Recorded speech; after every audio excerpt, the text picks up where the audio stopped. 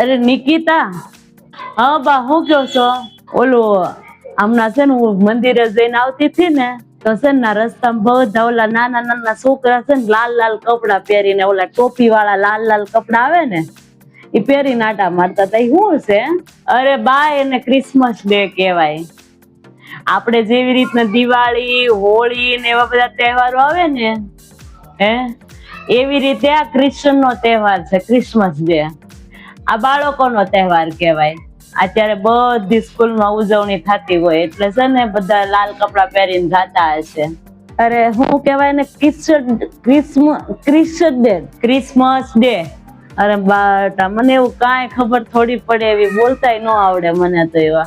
અરે મને તેવા તહેવારો આવતા છે એ નથી ખબર લે. આટલી જિંદગી વહી ગઈ આમાં તોય નથી ખબર કે એ તમને ક્યાંથી ખબર પડે? આપણે થોડો આવે તહેવાર તો ખબર હોય તમને. આ તો ક્રિશ્ચન લોકોનો તહેવાર છે. ખ્રિસ્તી લોકો કહેવાય ને એ લોકોનો છે. ક્રિશ્ચન લોકોના તહેવાર છે એ બેટા. Christmas day. અરે કેવું ક્રિસમસ ડે? હા બા એમાં ન ખબર પડે તો કાંઈ નહીં, તમારે મારે ક્યાં ઉજવવો હશે? આપણે ભગવાનનું નામ લો ને, આપણે ઈ જે છે ઈ કરો. આપણે દિવાળી ને હોળીમાં ખબર પડે ને બસ બહુ થઈ ગયું. બાકી તહેવારોમાં ખબર પડે કે ન પડે શું ફરક પડશે? એ હારું, આપણે તો ભગવાન ભલા નહીં. આપણે હું મંદિરે જવાનું ભગવાન આપણા જે તહેવાર આવે આપણે ખબર હોય બહુ થઈ ગયું નહીં બેટા? આ બધી તો હું ખબર પાડીને મારે કરવી છે. એ હારું લે હારું.